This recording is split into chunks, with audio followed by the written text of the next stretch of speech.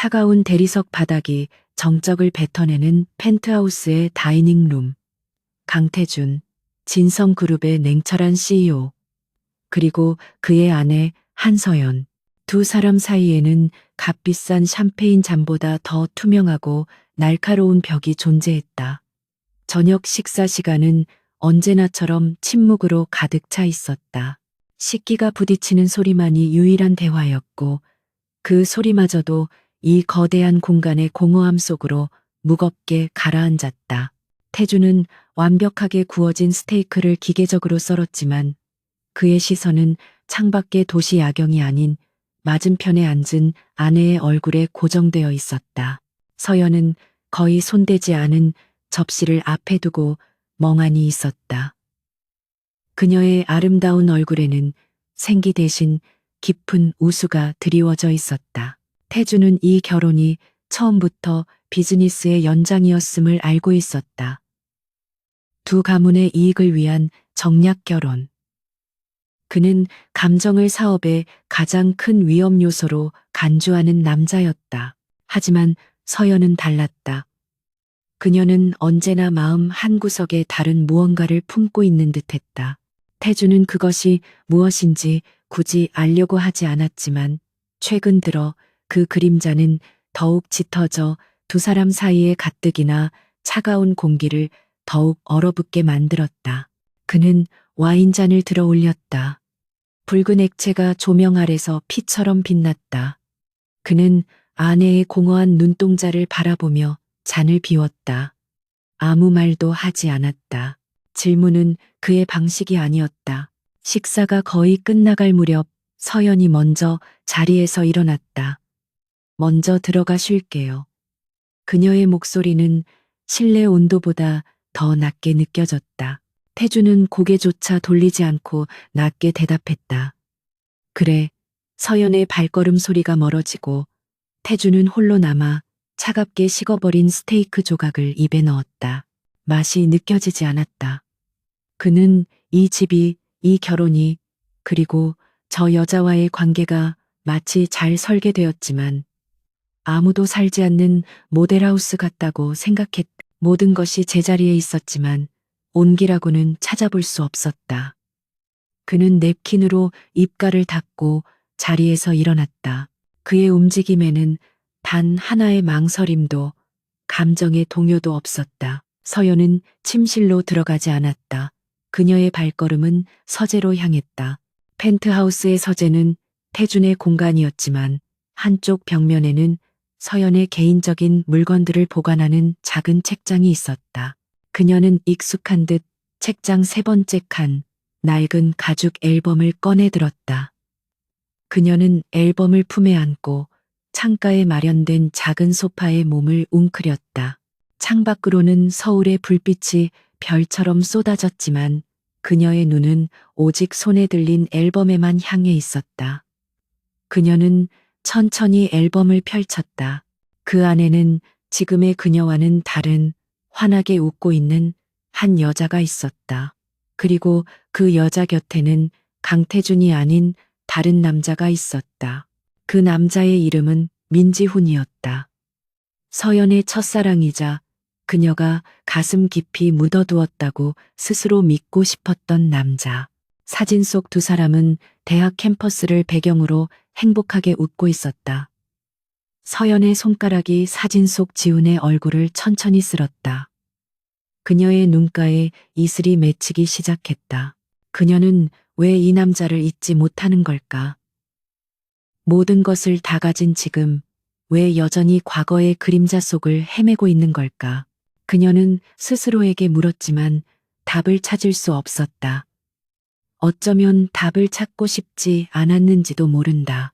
이 과거의 편림만이 그녀가 이 얼음 같은 현실에서 숨 쉴 수 있는 유일한 탈출구였기 때문이었다. 서연은 흐느끼기 시작했다. 소리 죽인 울음이 어깨를 잘게 떨게 만들었다.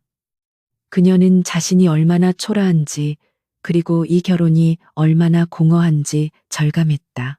태주는 그녀에게 모든 것을 주었지만 그녀가 진정으로 원했던 단 하나, 따뜻한 마음만은 주지 않았다.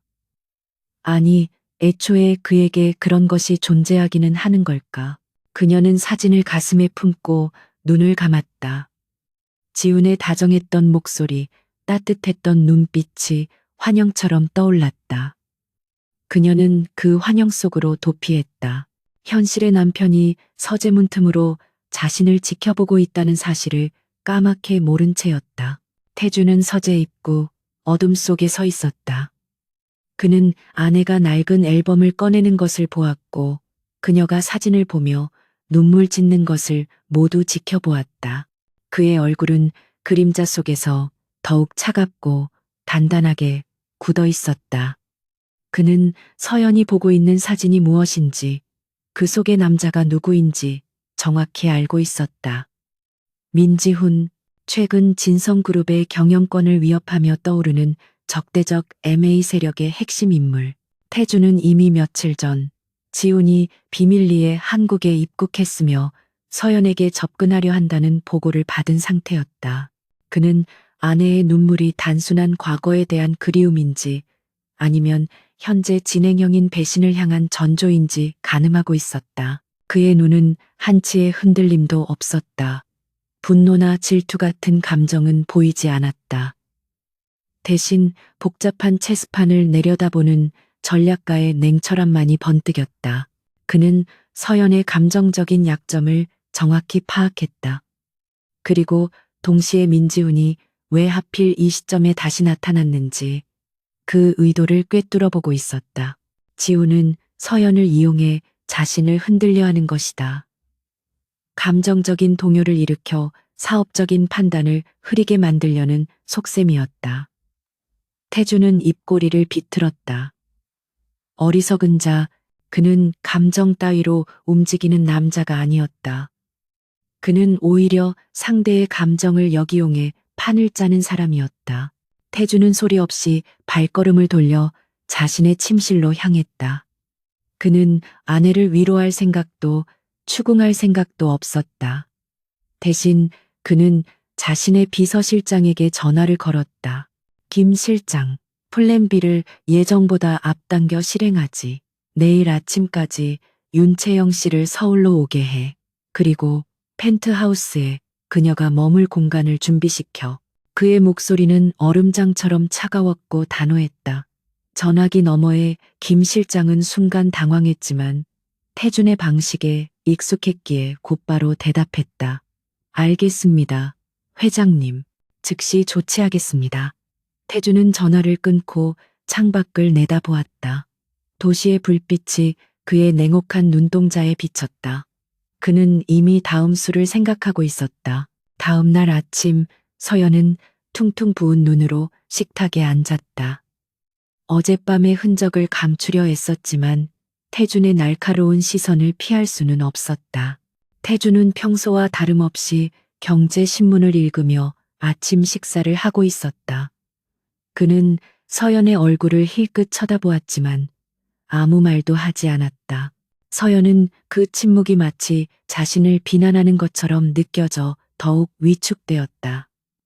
그녀는 태준이 어젯밤 자신의 행동을 알고 있을지도 모른다는 생각에 불안해졌다. 하지만 태준은 신문에서 눈을 떼지 않은 채 무심하게 입을 열었다. 오늘 저녁엔 중요한 손님이 올 거야. 저녁 식사를 같이 하게 될 테니 준비하도록. 서연은 놀란 눈으로 태준을 바라보았다. 중요한 손님? 이 집에서? 태준은 단 한 번도 자신의 사업 파트너를 집으로 초대한 적이 없었다. 집은 그에게 있어 철저히 사적인 혹은 공적인 관계를 배제하는 공간이었다. 누구신데요? 서연이 조심스럽게 물었다. 태주는 신문을 넘기며 대답했다. 새로운 전략기획팀 프로젝트 매니저야. 당분간 우리 집에 머물면서 일하게 될 거야. 서연은 자신의 귀를 의심했다. 집에 머문다고? 그것도 여자 매니저가? 그게 무슨 말씀이세요? 회사 기숙사나 호텔도 있는데 왜 굳이?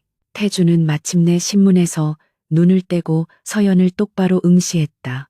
그의 눈빛은 너무나 차가워서 서연은 순간 숨이 멎는 것 같았다.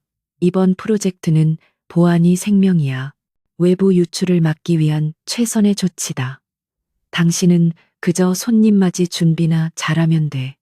불필요한 질문은 삼가도록. 태준의 목소리에는 반박을 허용하지 않는 권위가 실려 있었다. 서연은 입술을 깨물었다. 이것은 단순한 업무 조치가 아니었다. 그것은 분명 자신을 향한 경고 혹은 그 이상의 무엇이었다. 어젯밤 낡은 사진을 꺼내 보았던 자신에 대한 벌이라도 되는 것일까. 그녀는 불안감과 함께 알 수 없는 모욕감을 느꼈다. 그날 저녁, 서연은 태준의 말대로 저녁 식사를 준비했다. 최고급 재료로 만든 요리들이 테이블 위에 차려졌지만 그녀의 마음은 조금도 편치 않았다. 현관문이 열리는 소리가 들리고 태준이 누군가와 함께 들어섰다. 서연은 마른 침을 삼키며 현관 쪽을 바라보았다. 태준의 곁에는 놀라울 정도로 아름다운 여자가 서 있었다. 키가 크고 늘씬한 몸매에 지적이고 세련된 분위기를 풍기는 여자였다. 그녀의 이름은 윤채영이었다. 채영은 서연을 발견하고는 가볍게 목례를 하며 미소를 지었다. 하지만 그 미소는 서연의 눈에 마치 승리자의 여유처럼 보였다. 인사하지. 이번 제2 프로젝트를 총괄하게 될 윤채영 매니저. 그리고 이쪽은 내 아내 한서연 씨. 태준이 두 사람을 소개했다. 그의 목소리는 평소와 다름없이 무감정했지만 서연은 그가 아내라는 단어를 강조하는 것을 느꼈다. 채영이 서연에게 손을 내밀었다. 만나서 반갑습니다, 사모님. 머무는 동안 잘 부탁드립니다. 그녀의 목소리는 부드러우면서도 자신감이 넘쳤다. 서연은 마지못해 그녀의 손을 잡았다. 채영의 손은 따뜻하고 힘이 있었다. 서연은 자신의 손이 차갑게 식어 있음을 깨달았다. 이 여자는 단순한 직원이 아니었다. 태준이 이 여자를 집 안으로 들인 데에는 분명 다른 이유가 있을 것이다. 식사가 시작되고 어색한 침묵이 흘렀다. 태준과 채영은 주로 프로젝트에 관한 전문적인 용어를 써가며 대화를 나누었다. 서연은 그들의 대화에 끼어들 수 없었고 마치 투명 인간이 된 듯한 기분을 느꼈다. 채영은 태준의 말을 완벽하게 이해하고 날카로운 의견을 제시했으며 태준은 드물게도 그녀의 말에 고개를 끄덕이며 동의를 표했다. 그 모습은 서연이 한 번도 본 적 없는 태준의 모습이었다. 그는 적어도 사업 파트너로서는 채영을 인정하고 있었다. 서연은 자신이 완벽하게 소외되었다는 사실을 깨달았다. 태준은 자신에게 이런 모욕감을 주기 위해 이 여자를 데려온 것이 틀림없었다.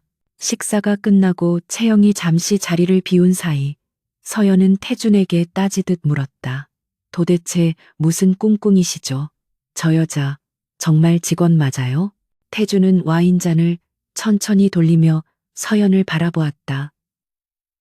그의 눈빛은 다시 얼음장처럼 차가워졌다. 무슨 말이 하고 싶은 거지? 서연은 그의 시선에 움츠러들었지만 용기를 내어 말했다. 당신이 저를 모욕하고 있다는 거 알아요. 어젯밤 일 때문에. 그렇죠?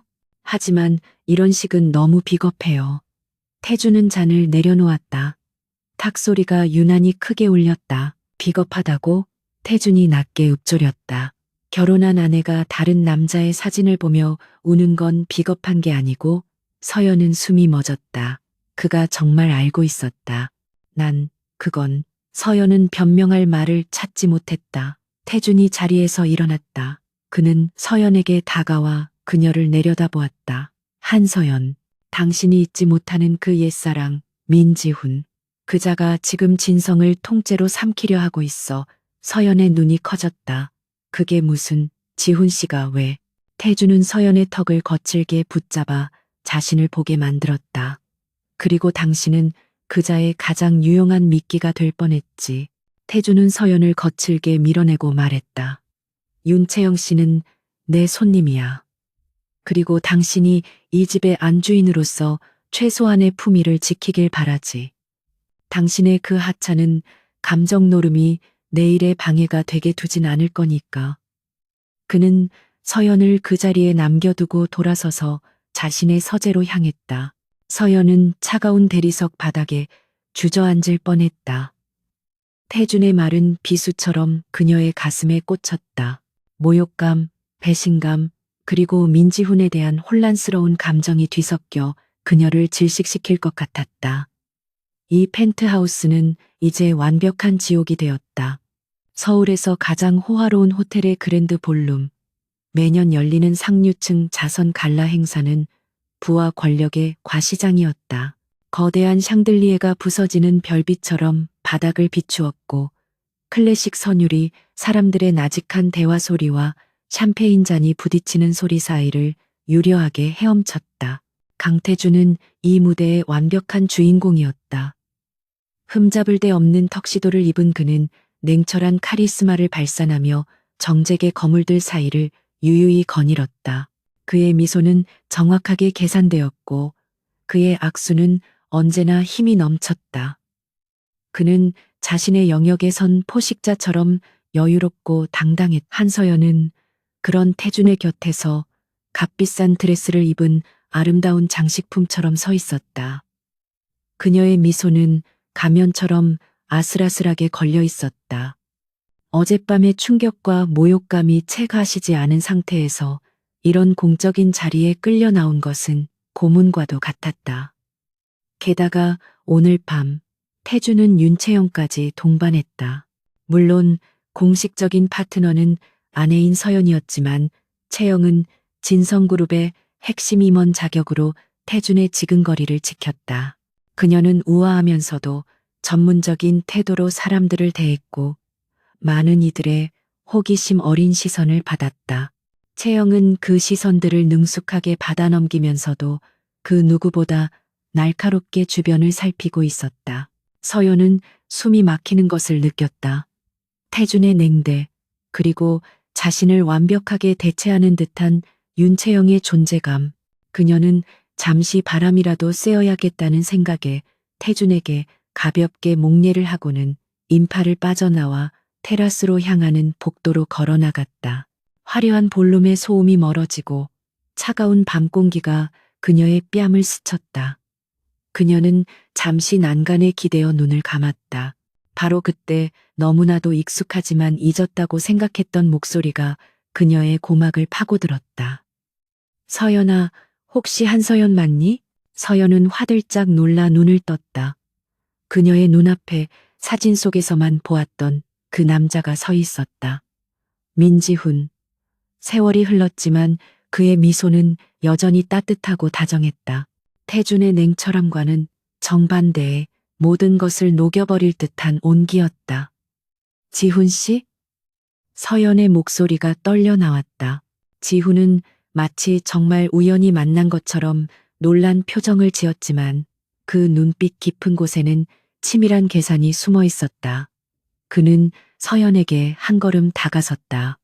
정말 너였구나. 세상이 좁긴 좁네. 여기서 널 다 만나고. 그는 서연의 얼굴을 찬찬히 뜯어보았다. 그런데 얼굴이 많이 상했어. 행복하지 않은 거니? 그 한마디가 서연의 위태로운 방어벽을 무너뜨렸다. 행복하지 않다.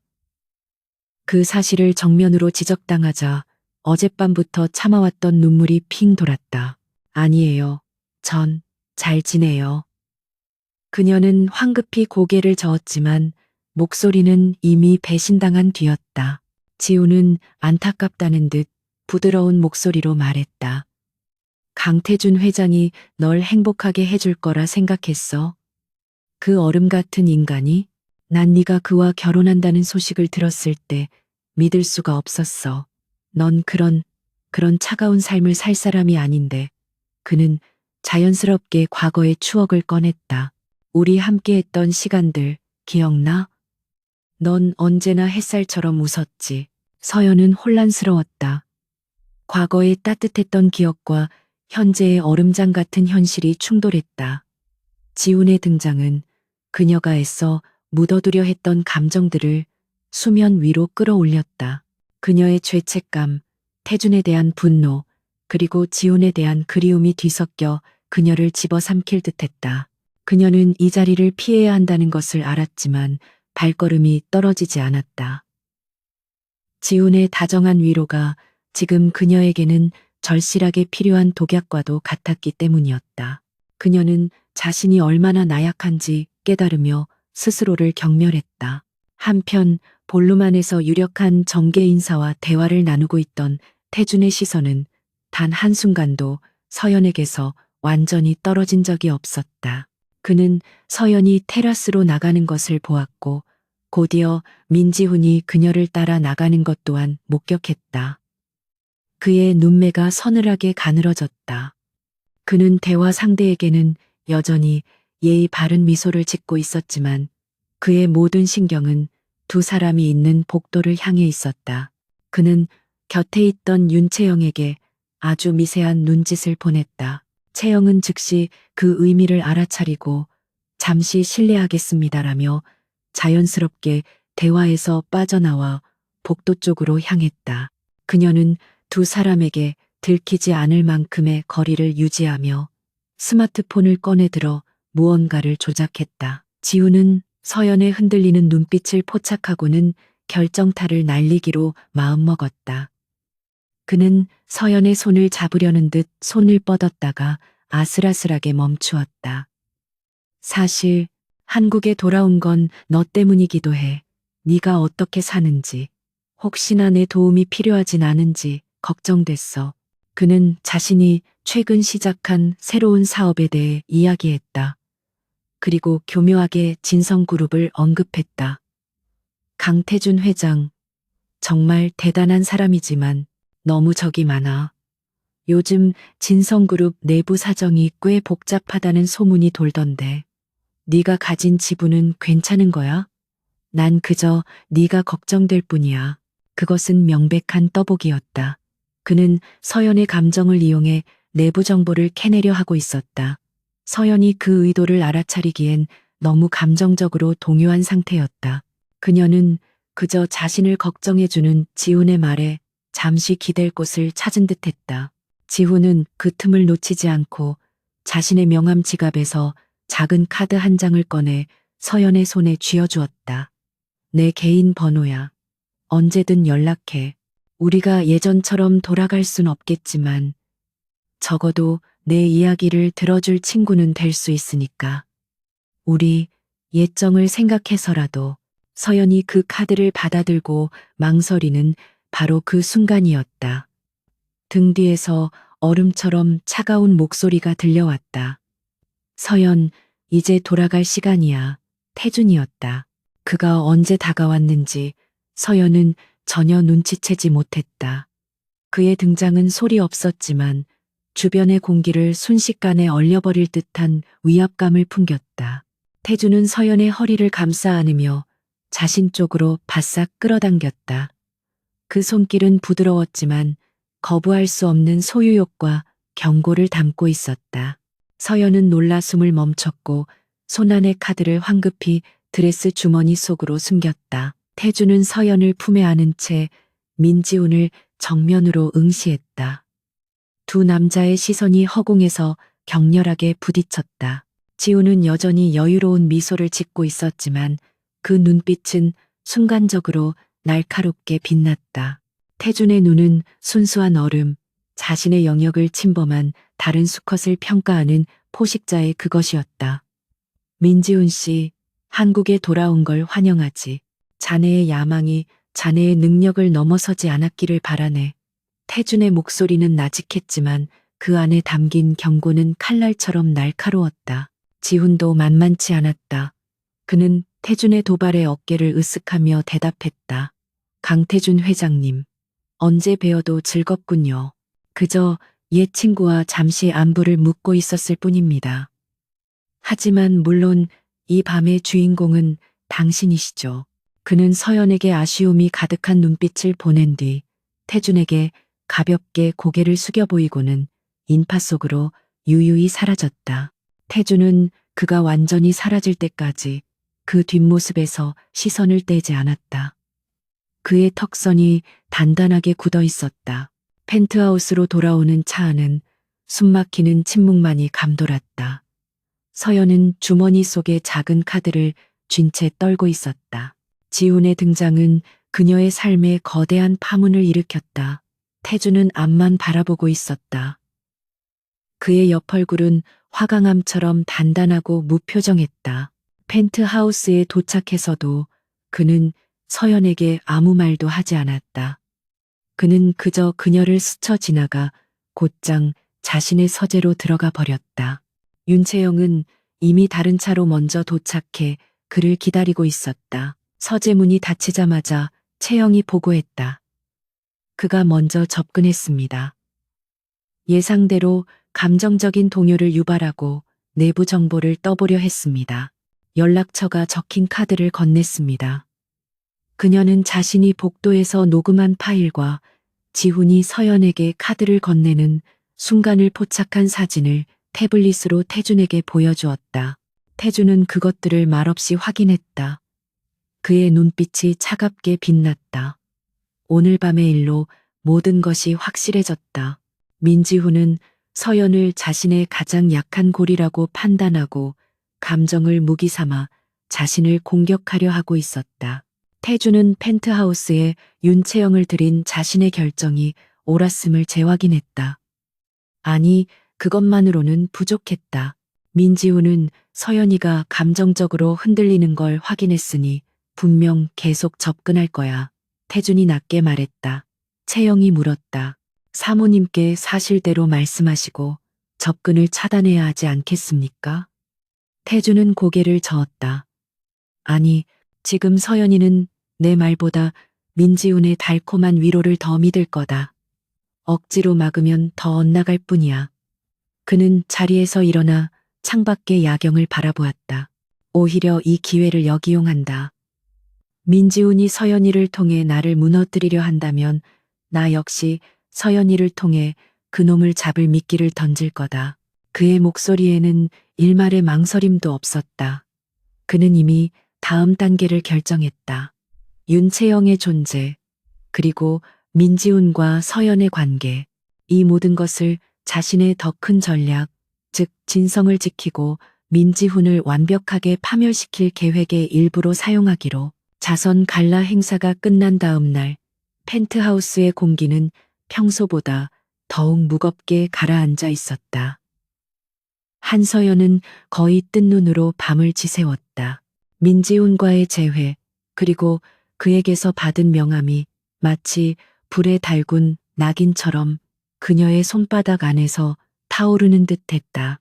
그녀는 그에게 연락해야 할지 아니면 태준의 경고대로 그를 무시해야 할지 갈피를 잡지 못했다. 태준은 아침 일찍 평소처럼 출근했지만 그가 남기고 간 냉기는 집안 전체를 휘감고 있었다. 서연은 자신이 거대한 얼음성에 갇힌 죄수처럼 느껴졌다. 오후 늦게 현관 도어록이 해제되는 소리가 들렸다. 서연은 반사적으로 현관을 바라보았다. 태준이 돌아온 시간치고는 이른 시각이었다. 그는 혼자가 아니었다. 태준의 뒤를 따라 들어선 사람은 다름 아닌 윤채영이었다. 그녀는 어젯밤의 화려한 드레스가 아닌 날렵하고 기능적인 비즈니스 캐주얼 차림이었고 그녀의 뒤로는 태준의 비서가 커다란 캐리어 2개를 끌고 들어오고 있었다. 서연의 심장이 바닥으로 쿵 떨어지는 것 같았다. 이것은 단순한 방문이 아니었다. 이게 다 무슨 상황이죠? 서연의 목소리가 가늘게 떨렸다. 태주는 넥타이를 거칠게 풀어내며 거실 소파에 몸을 던지듯 앉았다. 그는 서연의 질문을 무시한 채 채영에게 턱짓을 했다. 김 실장이 게스트룸을 안내할 거야. 필요한 장비는 30분 내로 도착할 테니 바로 세팅 시작하도록. 채영은 태준에게 가볍게 고개를 숙여 보이고는 서연에게는 눈길조차 주지 않은 채 비서를 따라 복도 안쪽으로 사라졌다. 그들의 발걸음 소리가 차가운 대리석 바닥에 또렷하게 울렸다. 서연은 눈앞의 광경을 믿을 수 없다는 듯 태준을 멍하니 바라보았다. 강태준 씨, 지금 뭐 하는 짓이에요? 저 여자가 왜 짐을 가지고 이 집에 들어오는 거죠? 그녀의 목소리에는 분노와 당혹감, 그리고 알 수 없는 두려움이 뒤섞여 있었다. 태주는 그제야 고개를 들어 아내를 바라보았다. 그의 눈에는 일말의 감정도 담겨 있지 않았다. 그저 지독한 피로감과 냉정함만이 자리하고 있었다. 그는 마치 아주 사소하고 귀찮은 질문에 답한다는 듯이 입을 열었다. 윤채영 매니저, 제2 프로젝트가 끝날 때까지 당분간 여기 펜트하우스에 머물게 될 거야.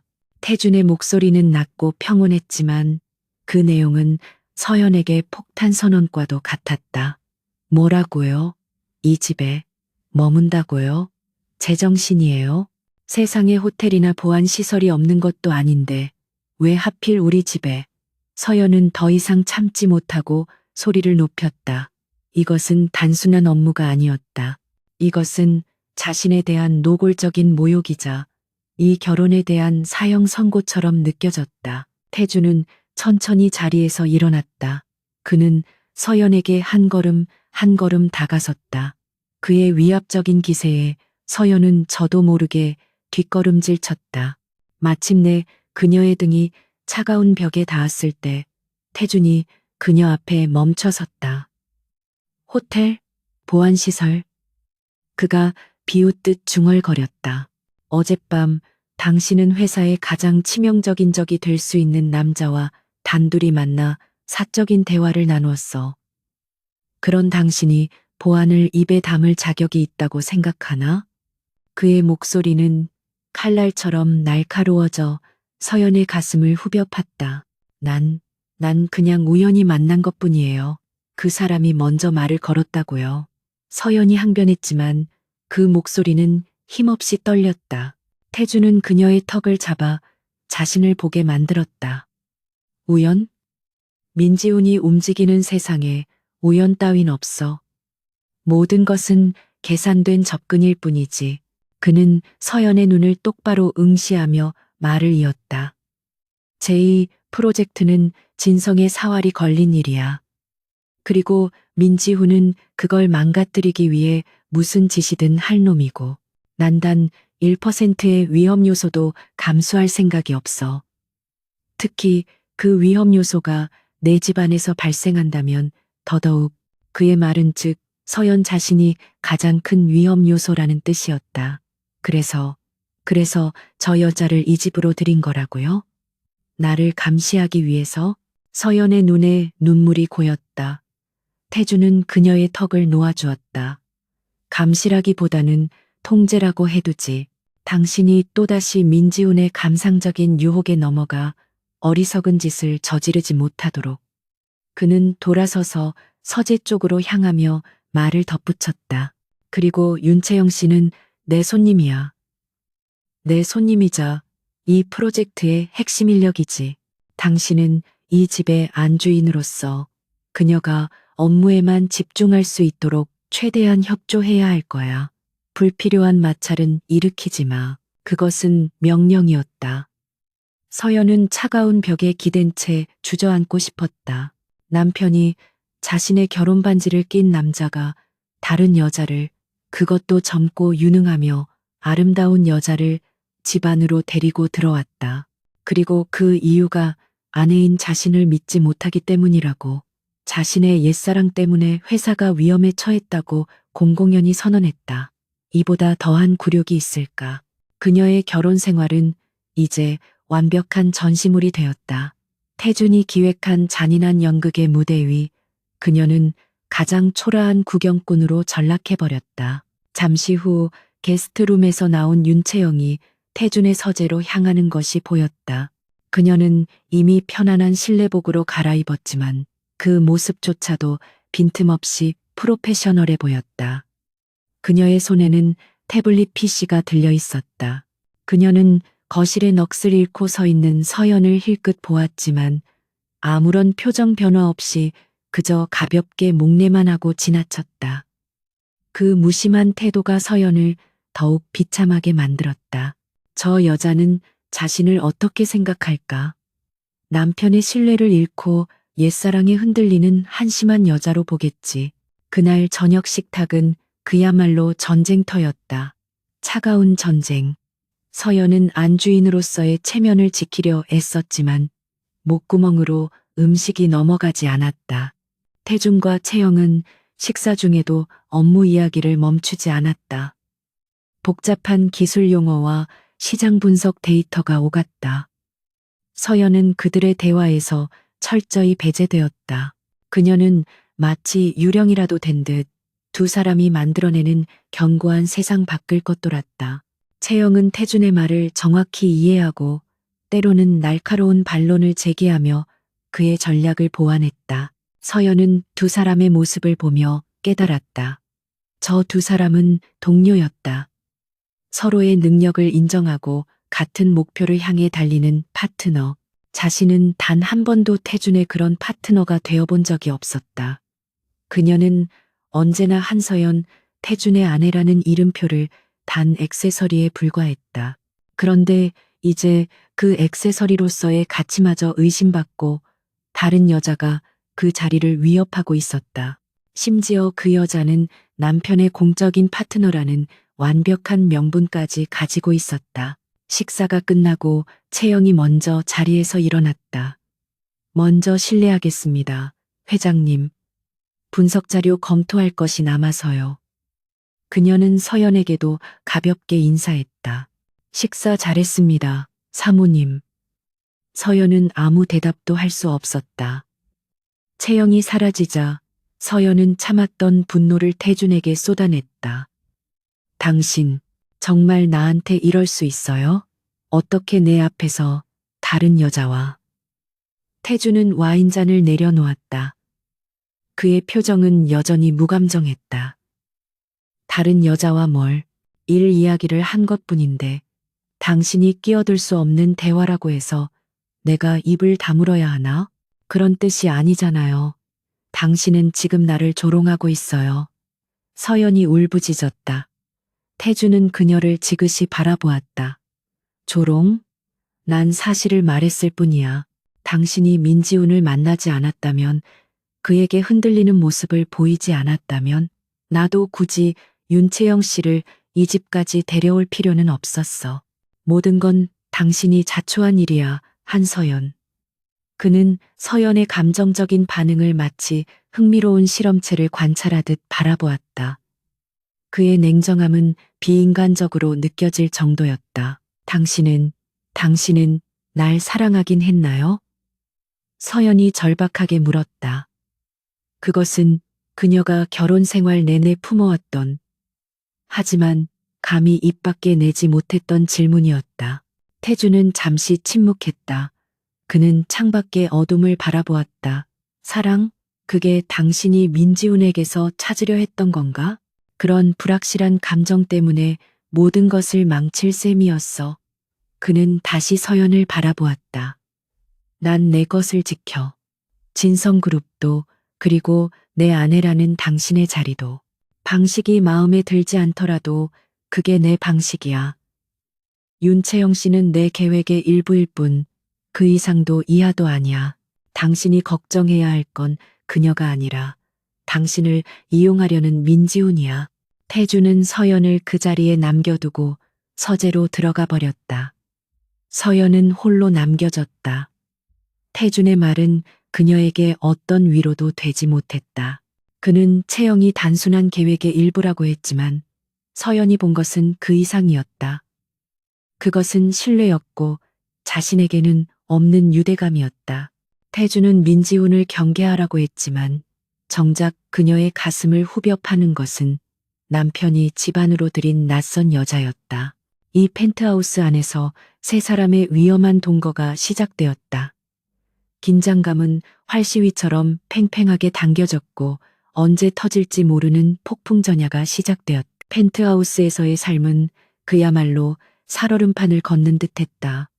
강태준, 한서연, 그리고 윤채영, 세 사람의 기묘한 동거가 시작된 이후 이 거대하고 호화로운 공간은 눈에 보이지 않는 전쟁터가 되었다.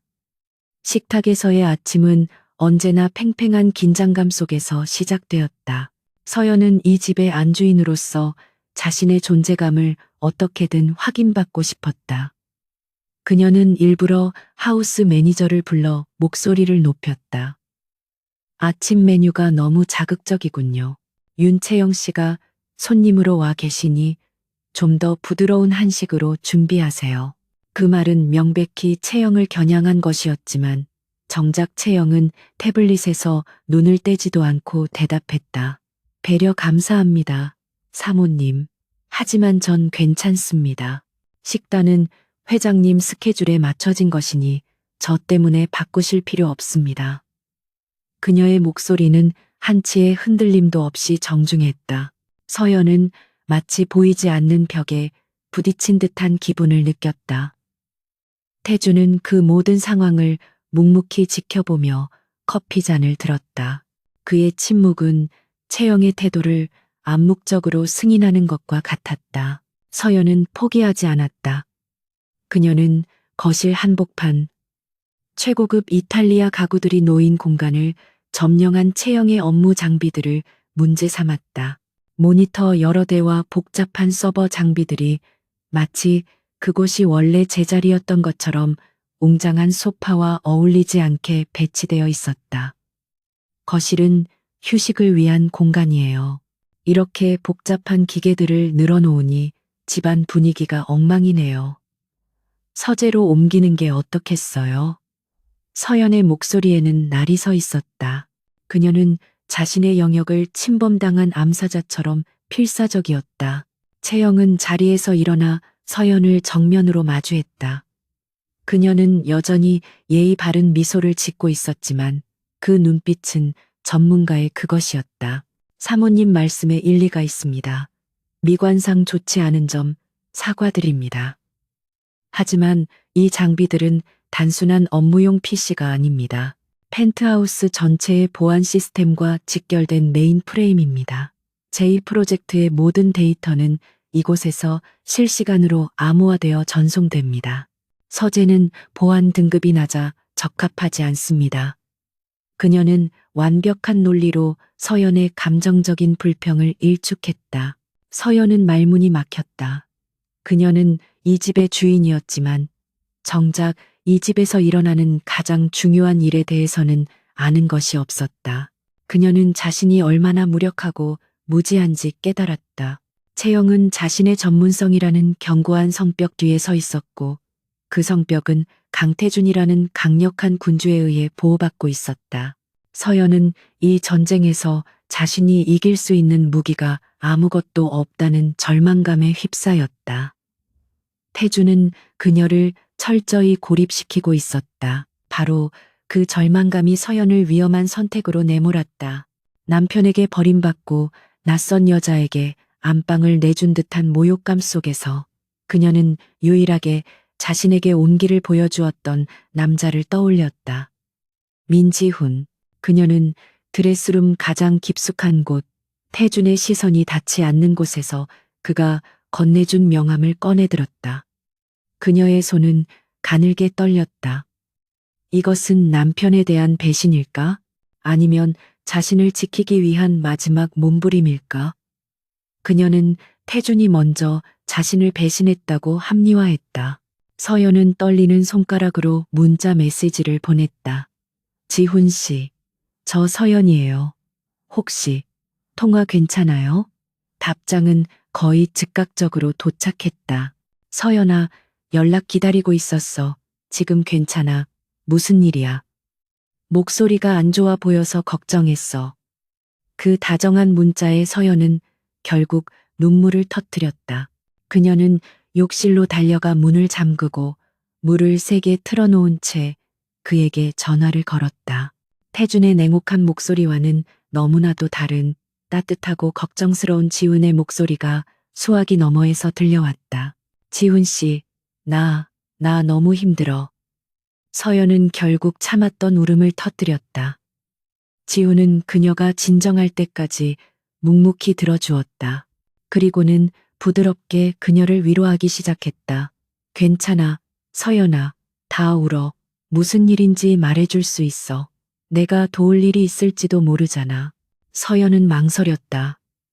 하지만 그녀는 지금 당장 누군가에게 이 억울함과 비참함을 털어놓지 않으면 미쳐버릴 것 같았다. 그녀는 태준이 다른 여자를 집으로 데려왔다는 사실을 털어놓았다. 그가 다른 여자를 우리 집으로 데려왔어요. 프로젝트 매니저라고 당분간 같이 지내야 한대요. 이건 날 무시하는 거잖아요. 그렇죠. 그녀는 흐느꼈다. 지훈의 목소리는 순간 차갑게 가라앉았다. 뭐라고? 강태준이 감히 너와 함께 있는 집에 다른 여자를 들여? 그건 용납할 수 없는 일이야, 서연아. 그건 명백히 너에 대한 모욕이야. 넌 그런 대접을 받을 사람이 아닌데. 지훈은 서연의 분노에 불을 지폈다. 그는 정확히 서연이 듣고 싶어 하는 말을 해주었다. 서연은 지훈의 공감에 더욱 격앙되었다. 맞아요. 그는 나를 존중하지 않아요. 항상 나를 무시하고 차갑게만 대했어요. 그런데 이제는 그녀는 자신이 점점 더 위험한 영역으로 발을 들이고 있음을 깨닫지 못했다. 그녀는 그저 자신의 편이 되어주는 유일한 사람에게 매달리고 있었다. 지훈은 이 기회를 놓치지 않았다. 그 프로젝트라는 게 도대체 뭐길래 그가 그렇게 무리수를 두는 거지? 그리고 그 윤채영이라는 여자. 보통 내기가 아닌 것 같은데 강태준이 그 여자에게 완전히 빠진 거 아니야? 지훈의 말은 서연의 질투심을 자극했다. 그런 거 아니에요. 그냥 제2 프로젝트라고. 회사 사활이 걸린 중요한 일이래요. 그래서 보안 때문에 어쩔 수 없다고. 서연은 자신도 모르게 태준에게서 들은 말을 지훈에게 전하고 있었다.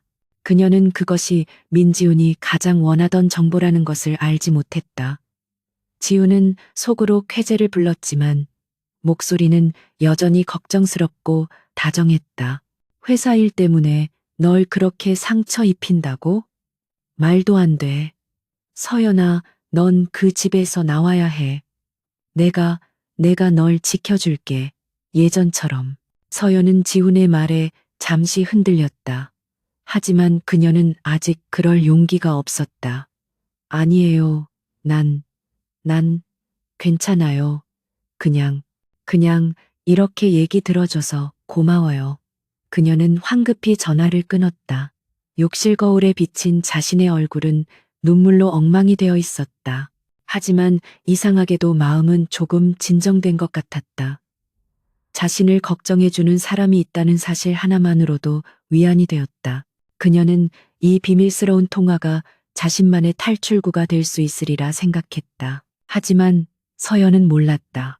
그녀가 그토록 비참하게 울부짖던 그 시각, 펜트하우스의 가장 깊숙한 곳, 강태준의 서재는 이미 최첨단 상황실로 변해 있었다. 어둠 속에서 수많은 모니터 불빛만이 빛나고 있었고 윤채영이 그 앞에 앉아 있었다. 그리고 스피커를 통해 서연과 민지훈의 모든 대화 내용이 한마디도 빠짐없이 흘러나오고 있었다. 태주는 미동도 없이 어둠 속에 서서 아내의 흐느낌과 민지훈의 위선적인 위로를 듣고 있었다. 채영이 녹음을 중지하고 태준을 돌아보았다. 예상대로입니다, 회장님. 사모님은 민지훈을 완벽한 탈출구로 인식하기 시작했습니다. 민지훈은 사모님을 통해 제2 프로젝트의 중요성을 재확인했고 동시에 회장님과 사모님 사이의 감정적 균열을 확신했습니다. 이제 그는 사모님을 내부 정보원으로 활용하기 위해 더 적극적으로 접근할 것입니다. 그녀의 분석은 냉철하고 정확했다. 태주는 여전히 아무 표정도 짓지 않았다. 그는 자신의 아내가 다른 남자에게 위로를 받으며 자신을 비난하는 것을 모두 들었다. 하지만 그의 목소리에는 분노나 질투가 아닌 차가운 계산만이 담겨 있었다. 계속 감시해 민지훈이 원하는 정보를 조금씩 흘려도 좋아. 단, 우리가 통제할 수 있는 범위 내에서. 그가 서연이를 통해 얻는 정보에 자신감을 가질수록 우리가 준비한 진짜 함정을 눈치채지 못할 테니까. 그는 창밖의 야경을 바라보았다. 이 전쟁은 이제 시작이야. 그리고 난 내 방식대로 승리할 거다. 어떤 희생을 치르더라도 한서연의 비밀스러운 통화는 계속되었다. 민지우는 그녀의 유일한 숨구멍이자 동시에 그녀를 올가매는 덫이었다. 그는 서연의 감정을 교묘하게 파고들었다. 태준의 냉정함과 윤채영의 존재로 상처받은 그녀의 마음을 다정한 말로 어루만지면서 동시에 진성그룹과 제2프로젝트에 대한 핵심적인 질문들을 넌지시 던졌다. 그는 모든 것을 너를 보호하기 위해서라는 말로 포장했다. 태준이가 너무 위험한 도박을 하는 것 같아 걱정이야. 제2프로젝트라는 게 구체적으로 어떤 기술에 투자하는 건지 알아? 만약 그게 실패하면 네가 가진 지분도 휴지 조각이 될 수 있어. 서연은 처음에는 망설였다. 그것이 남편에 대한 명백한 배신 행위임을 알았기 때문이었다. 하지만 펜트하우스에서 그녀가 겪는 굴욕감은 날이 갈수록 심해졌다. 태준과 채영은 밤낮을 가리지 않고 서재와 거실에서 회의를 계속했다. 그들은 서연을 완벽하게 투명 인간 취급했다. 그녀는 이 거대한 집에서 자신의 편은 아무도 없다고 느꼈다.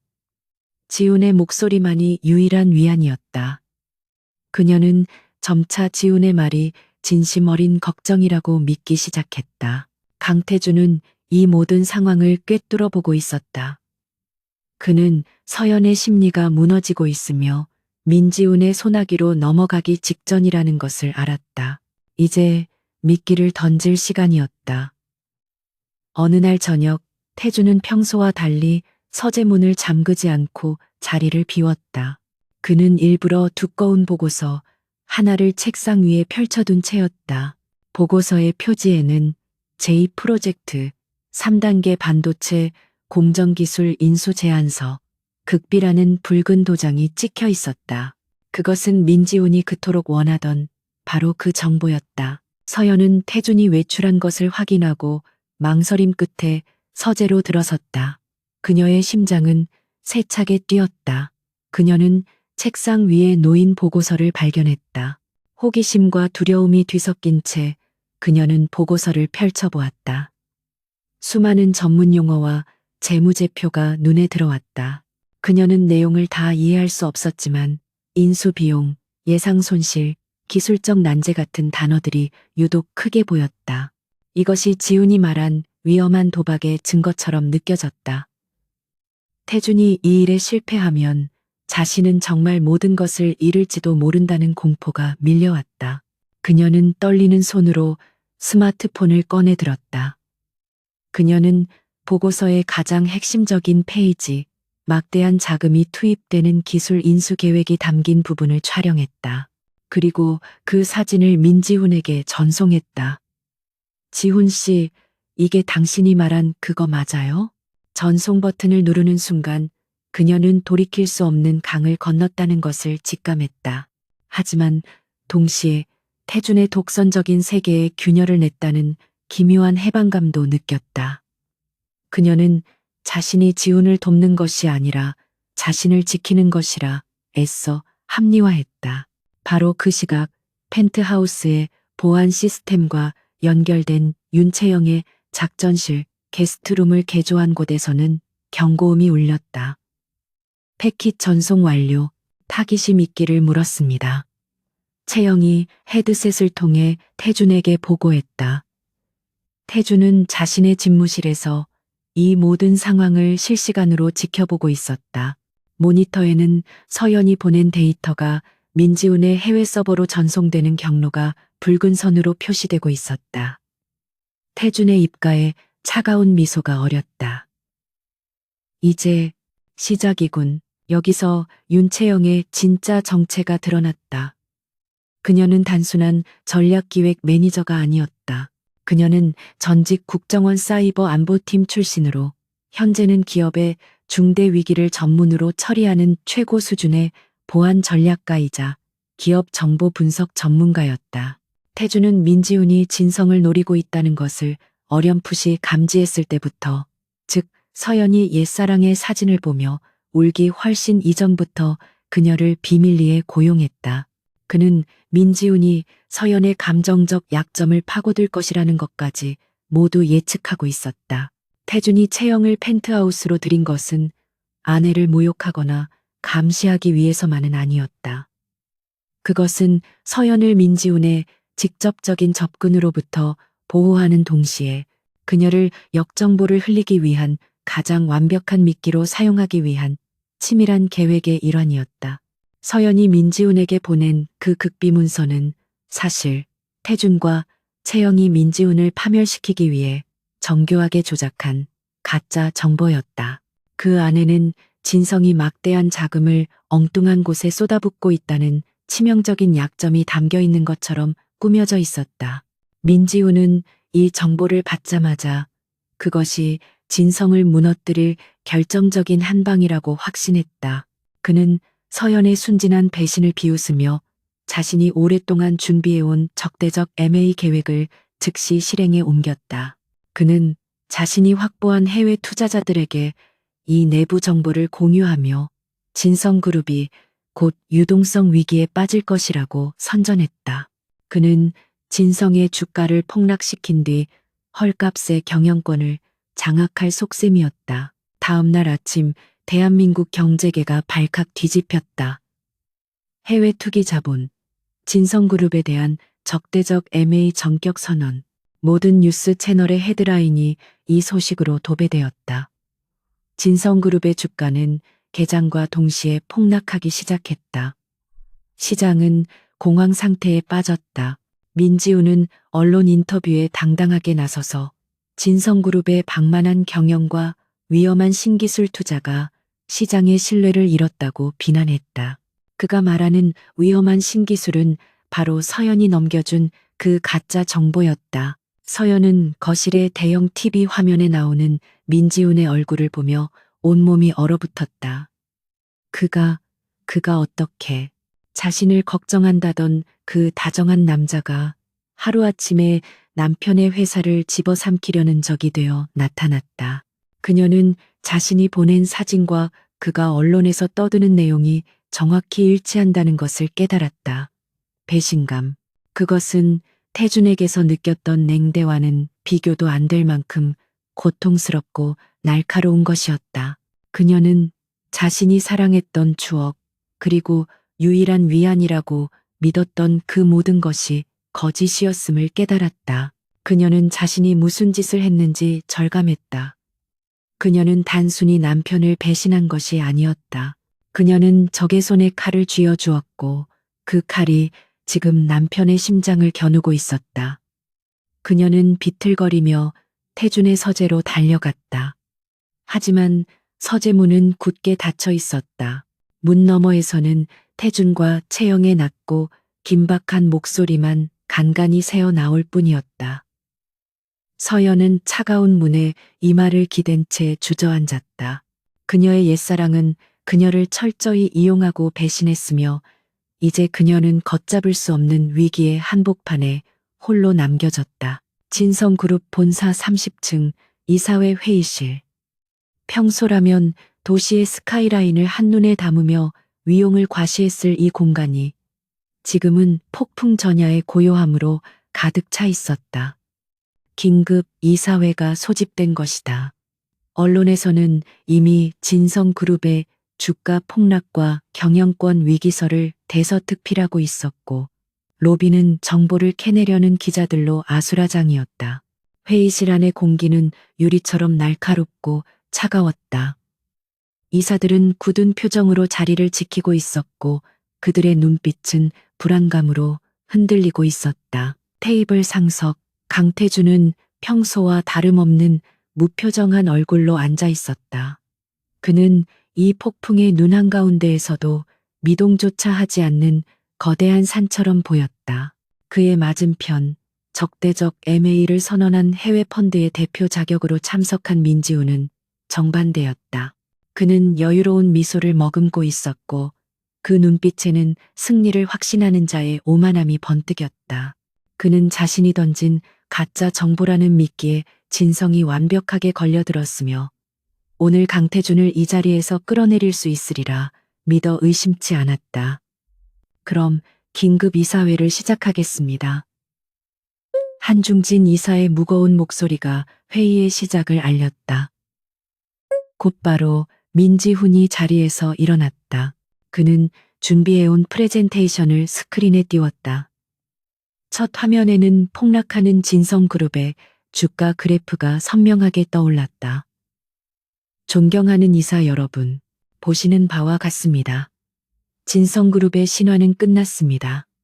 강태준 회장의 독단적이고 위험천만한 경영 방식이 회사를 벼랑 끝으로 내몰고 있습니다.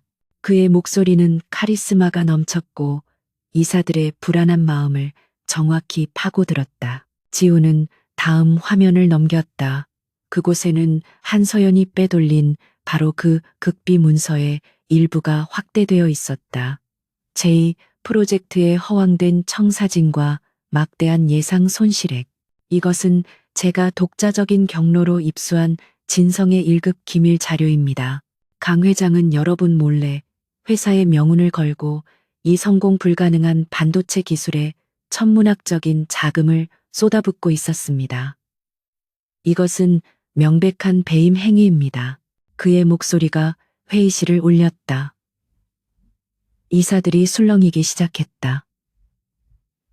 그들은 배신감 어린 눈으로 태준을 바라보았다. 민지우는 이 기세를 몰아 결정타를 날렸다. 강태준 회장은 이 사태의 책임을 지고 즉시 물러나야 합니다. 그리고 저희 컨소시엄은 진성그룹의 정상화를 위해 현 주가보다 20% 할증된 가격으로 공개 매수를 제안하는 바입니다. 이것은 공격이 아니라 진성을 구하기 위한 유일한 구명보트입니다. 그는 강태준 회장의 해임안과 공개 매수 수락 안건을 긴급 동의로 상정했다. 이제 모든 시선이 강태준에게로 향했다. 그가 어떤 변명을 할지, 어떻게 이 위기를 모면하려 할지 모두가 숨을 죽이고 지켜보았다. 태준은 여전히 침묵을 지키고 있었다. 그는 지훈의 완벽한 연극을 무감정한 눈으로 지켜볼 뿐이었다. 그의 침묵이 이사들에게는 긍정으로 익히는 듯했다. 패배를 인정한 것일까? 바로 그때 육중한 회의실 문이 거칠게 열렸다. 모두의 시선이 문 쪽으로 향했다. 그곳에는 핏기 하나 없는 창백한 얼굴에 한서연이 서 있었다. 그녀의 눈은 붉게 충혈되어 있었고 금방이라도 쓰러질 듯 위태로워 보였다. 이사들은 회장 부인이 이 자리에 나타난 것에 경악을 금치 못했다. 민지훈은 서연의 등장을 보고 입꼬리를 살짝 비틀었다. 완벽한 마무리였다. 남편에게 배신당하고 버림받은 아내의 등장은 강태준의 도덕성에 마지막 쐐기를 박을 것이다. 서연은 떨리는 발걸음으로 회의실 안으로 들어섰다. 그녀는 태준을 지나쳐 민지훈의 앞에 섰다. 그녀의 눈에서는 눈물 대신 불타는 듯한 분노와 배신감이 이글거렸다. 당신, 어떻게 나한테? 그녀의 목소리가 갈라져 나왔다. 그리고 그녀는 이사들을 향해 돌아서며 외쳤다. 그 자료, 민지훈 씨가 보여준 저 자료는 제가 준 거예요. 회의실은 물을 끼얹은 듯 조용해졌다. 회장 부인이 적대적 M&A 세력에게 회사의 1급 기밀을 넘겼다는 충격적인 고백. 민지훈조차 당황한 기색이 역력했다. 서연이 이렇게 나올 줄은 예상하지 못했다. 서연은 울부짖었다. 내가 이 사람에게 속아서 내 남편을 배신했어요. 그녀는 무너지듯 바닥에 주저앉으려 했다. 바로 그 순간 지금까지 침묵을 지키던 강태준이 자리에서 일어났다. 그는 서연에게 다가가 그녀의 팔을 붙잡아 일으켜 세웠다. 그의 손길은 차가웠지만 이상하게도 힘이 있었다. 수고했어, 한서연. 태준의 나직한 목소리가 회의실에 울렸다. 서연은 놀라 눈을 동그랗게 떴다. 당신의 연기 덕분에 민지훈 씨가 완벽하게 무대 위로 올라왔으니 태주는 서연을 자신의 뒤에 세우고 민지훈을 정면으로 응시했다. 그의 눈빛은 더 이상 차갑지 않았다. 그것은 먹잇감을 함정에 빠뜨린 포식자의 타오르는 듯한 냉혹함이었다. 민지훈 씨, 당신이 흔들어대던 그 제2 프로젝트 말이야. 그런 건 존재하지 않아. 뭐라고? 지훈의 얼굴에서 여유로운 미소가 사라졌다. 태준이 손가락을 튕기자 회의실의 다른 쪽 문이 열렸다. 윤채영이 법무팀과 보안팀 요원들을 대동하고 걸어 들어왔다. 그녀의 손에는 노트북이 들려 있었다. 늦어서 죄송합니다, 회장님. 금융감독원 조사팀이 로비에 도착하는 것을 확인하느라. 그녀는 태연하게 태준에게 보고하고는 자신의 노트북을 메인 스크린에 연결했다. 민지훈이 띄웠던 주가 그래프가 사라지고 새로운 화면이 나타났다. 존재하지 않는 프로젝트는 방금 보신 반도체 기술입니다. 채영의 맑고 또렷한 목소리가 회의실을 장악했다. 그것은 민지훈 대표의 불법적인 정보 탈취 시도를 역이용하기 위해 강태준 회장님의 지시로 저희 보안팀이 직접 조작하여 유출시킨 가짜 정보입니다. 스크린에는 서연이 지훈에게 문자를 보낸 내역, 그리고 그 데이터가 지훈의 서버로 전송되는 경로가 표시되었다. 이사들은 경악을 금치 못했다. 채영은 다음 자료를 띄웠다. 그것은 서연과 민지훈의 모든 통화 녹취록이었다. 지훈이 서연의 감정을 자극하며 교묘하게 내부 정보를 유도하는 목소리가 회의실에 울려 퍼졌다. 민지훈 대표는 이 가짜 정보를 이용해 해외 투자자들을 속이고 불법적으로 진성그룹의 주식을 공매도하여 막대한 시세 차익을 노렸습니다. 이것은 명백한 시장 교란 행위이며 자본시장법 위반입니다. 채영은 지훈의 페이퍼 컴퍼니들이 움직인 자금 흐름도를 스크린에 띄웠다. 민지훈의 얼굴은 이제 핏기 하나 없이 하얗게 질려 있었다. 그는 자신이 강태준의 손바닥 위에서 놀아났다는 것을 깨달았다. 강태준은 아내의 배신조차도 적을 잡기 위한 덫으로 이용한 것이다. 채영은 마지막 결정타를 날렸다. 그리고 진성그룹의 진짜 제2 프로젝트입니다. 화면이 바뀌고 복잡하지만 혁신적인 AI 기반 물류 자동화 시스템의 시연 영상이 나타났다. 이 기술은 이미 3개월 전 테스트를 완료했으며 다음 주 글로벌 파트너사와 본계약을 체결할 예정입니다. 이 계약이 발표되면 진성의 주가는 여러분이 상상하는 것 이상으로 폭등할 것입니다. 모든 것이 끝났다. 민지훈은 완벽하게 패배했다.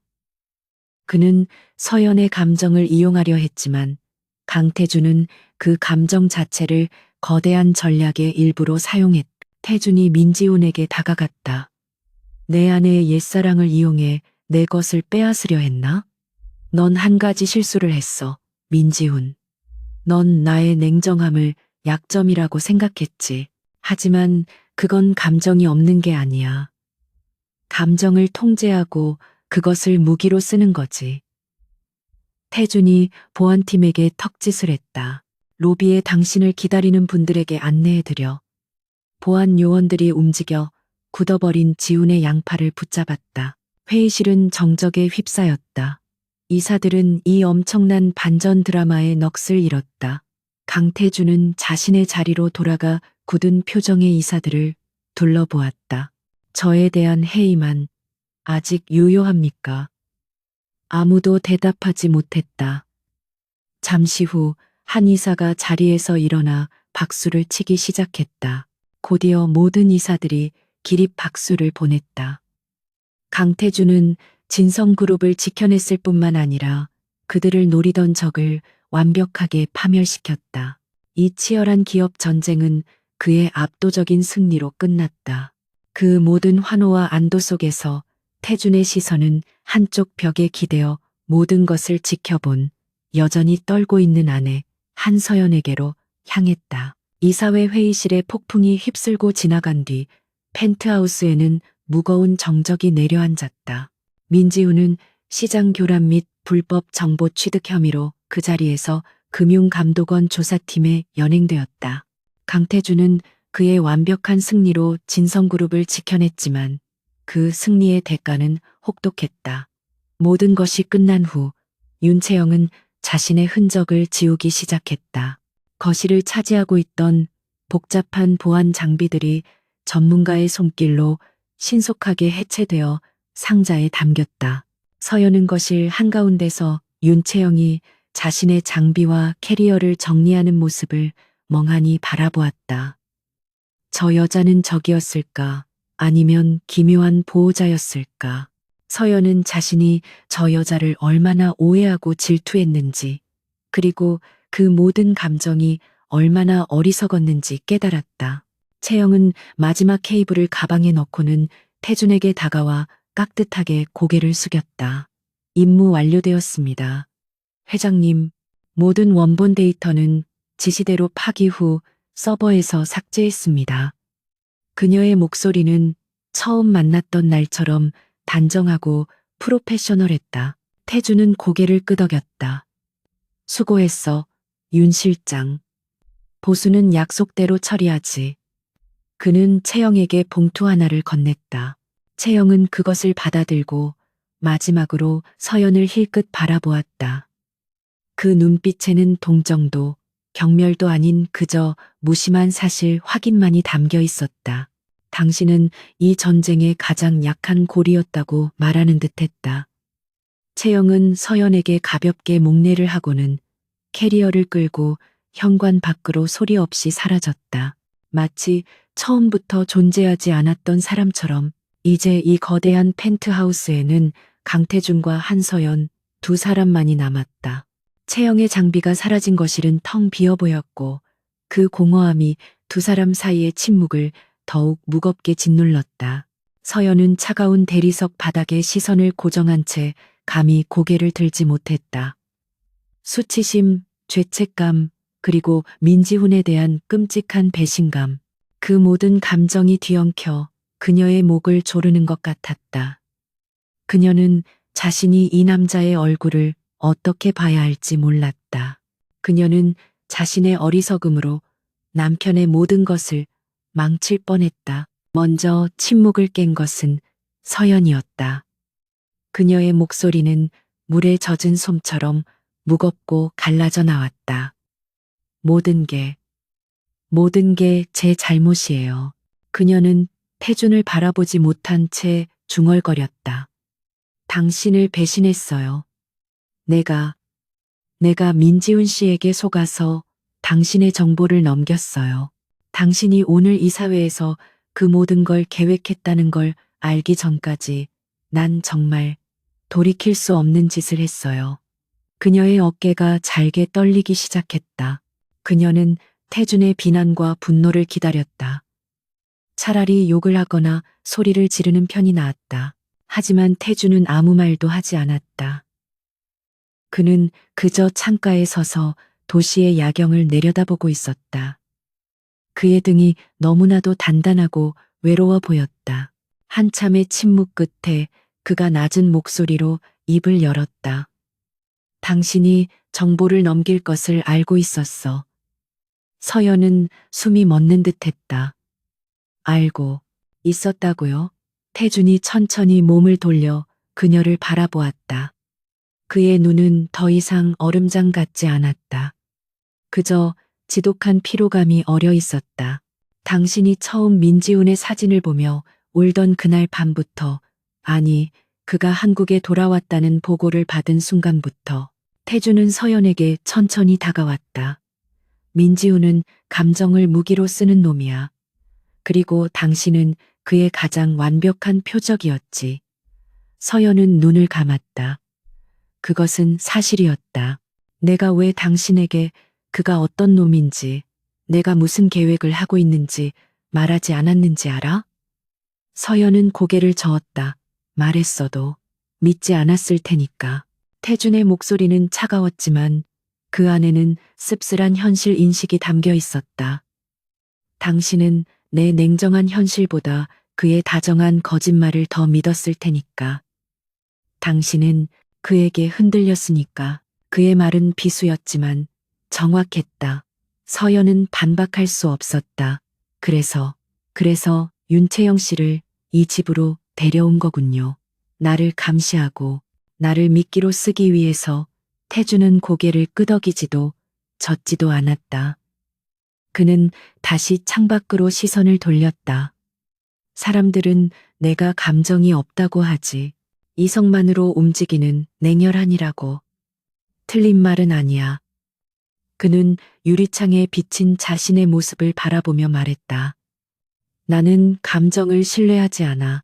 감정은 언제나 약점을 만들고 판단을 흐리게 만들지. 민지훈처럼. 그는 잠시 말을 멈췄다가 이었다. 하지만 내가 내 것을 지키는 방식은 달라. 난 감정에 휘둘리는 대신 그 감정까지도 이용해. 그는 다시 서연을 바라보았다. 그 눈빛의 깊은 곳에서 서연은 처음으로 다른 무엇인가를 보았다. 그것은 분노도 실망도 아닌 지독한 소유욕과 그것을 지키기 위한 처절한 고독함이었다. 내가 냉정한 건 그게 내가 가진 모든 것을 지키는 유일한 방식이기 때문이야. 진성그룹도 그리고 당신도. 서연의 눈에서 눈물이 흘러내렸다. 당신도. 태주는 대답 대신 그녀에게 한 걸음 더 다가섰다. 그는 그녀의 눈물을 닦아주지는 않았다. 대신 그는 그저 그녀를 바라보았다. 민지호는 당신의 옛사랑을 이용해 당신을 배신했지. 나는 당신의 그 배신을 이용해서 당신을 지킨 거야. 그것은 잔인한 말이었지만 동시에 태준이 할 수 있는 가장 솔직한 고백이었다. 그는 그녀를 사랑한다고 말하지 않았다. 하지만 그는 그녀를 자신의 것으로 규정했고 그것을 지키기 위해 모든 것을 걸었다. 서연은 깨달았다. 이 남자의 냉정함은 감정의 부재가 아니었다. 그것은 감정을 통제하고 심지어 억누르면서까지 자신의 세계를 지키려는 필사적인 방어기제이자 가장 강력한 무기였다. 그녀는 이 남자가 자신을 소유물처럼 여긴다고 생각했지만 그는 그 소유물을 지키기 위해 자신만의 방식으로 싸우고 있었다. 그녀는 따뜻한 위로를 원했지만 그가 준 것은 얼음 같은 현실과 그보다 더 차가운 보호였다. 이제 모든 게 끝났어요. 서연이 젖은 목소리로 말했다. 태주는 고개를 끄덕였다. 그래, 끝났어. 그는 서재로 향하려다 잠시 멈추어 섰다. 그리고 서연을 돌아보며 말했다. 당신이 오늘 이사회에서 한 일은 내 계획의 일부였지만 용기가 필요했을 거야. 그것은 그가 할 수 있는 최선의 위로였다. 서연은 그 말에 더 큰 울음을 터뜨렸다. 태주는 더 이상 아무 말도 하지 않고 서재로 들어갔다. 서연은 한참을 그 자리에 서서 울었다. 민지훈에 대한 배신감, 자신에 대한 환멸, 그리고 태준에 대한 복잡한 감정, 그 모든 것이 눈물과 함께 쏟아져 나왔다. 그녀는 남편이 자신을 사랑하는지는 여전히 알 수 없었다. 하지만 적어도 그가 자신을 포기하지 않았다는 것은 알았다. 그들 사이의 얼음은 아직 녹지 않았지만 오늘 그 얼음 위에 거대한 균열이 생겼다. 어쩌면 아주 긴 시간이 걸릴지라도 그 균열 사이로 새로운 무언가가 자라날 수 있을지도 몰랐다. 펜트하우스의 차가운 공기 속에 아주 희미하고 연약한 온기가 처음으로 감돌기 시작했다.